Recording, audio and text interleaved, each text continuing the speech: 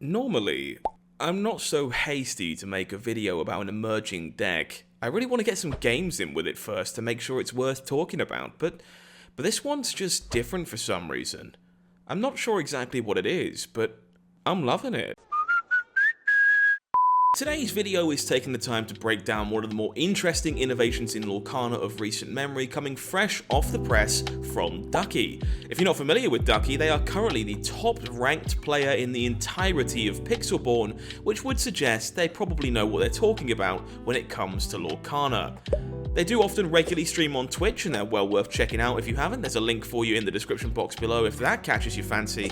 But they're also writing articles over on TCG Player, much like myself, to help push the competitive side of the game that are well worth checking out.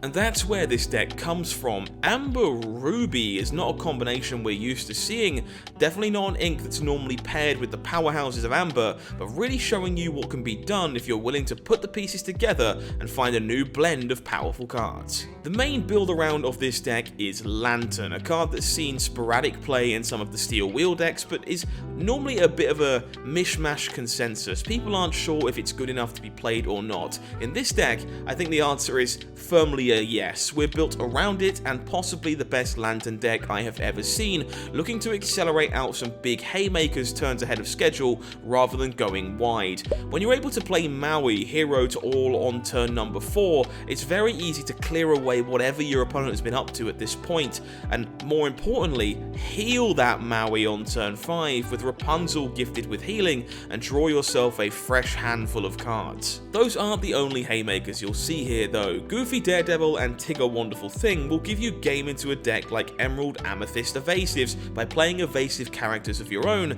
that can happily quest away for a win in every other matchup. Stitch, Carefree Surfer, Maleficent Monstrous Dragon, these are two cards that have made names for themselves in some of the biggest, most powerful decks Lorcana has ever seen, and they're even better in a shell like this when they often cost less to play. Stitch Abomination might seem like an unusual inclusion, but when this deck is often pushing itself to aggressively quest for that last handful of lore, it's the perfect 6-cost card. It can come down a little bit earlier than that, force the opponent to interact with an awkwardly sized body, and pairs up very well with some of the deck's other high questing characters. Speaking of high questing, this deck's early game is definitely tailored to attack aggro decks, but also be able to aggressively quest into those control shells. Cards like Gaston, Arrogant Hunter are known for what they do against aggro, but it's joined by Ariel on human legs in this deck as a card that not only aggressively quests itself, but has a fantastic stat line for taking down cards like Rafiki, Mysterious Sage.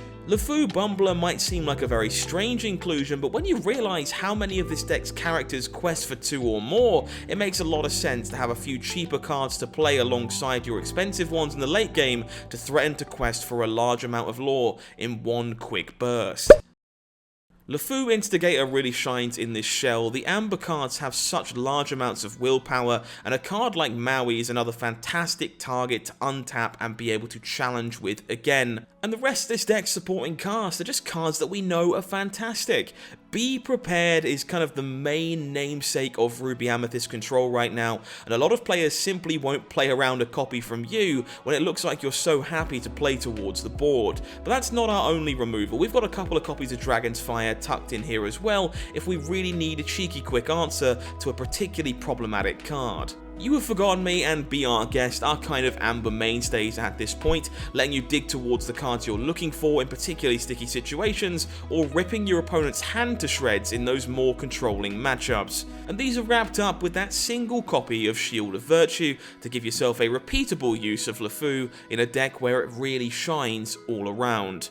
The last card we haven't talked about here is really a testament to how this deck intends to play its games. The full 4 copies of Hades, Lord of the Underworld. We're very willing to grind our opponent to dust, using Hades to recur Hades over and over again, or pick up those big Maleficents and Stitch Carefree Surfers if we're looking to remove a problem or grind more card advantage. To me, this deck has been one of the most impressive ones I've picked up in a long time, and I'm really surprised to not hear more players talking about it, so I've made sure I've got some gameplay coming up for you too. If you want to make sure you don't miss those games, please do consider subscribing to the channel here at Beyond the Inkwell. We're pumping out Lorcana content fairly consistently, and we'd love to make sure that you don't miss out on any of the innovation that's happening at the forefront of the game. Drop a like on this video, leave a comment, let me know what you think about McDonald's Midrange, and whether you fancy picking it up for your climb on the Pixelborn ladder, or maybe a few tournaments you've got in the near future. I can't wait to see how this deck continues to evolve as Rise of the Floodborn makes its approach towards the game, but until then, I've been HowlingMines. You've been amazing. Take care. I'll see you again very soon.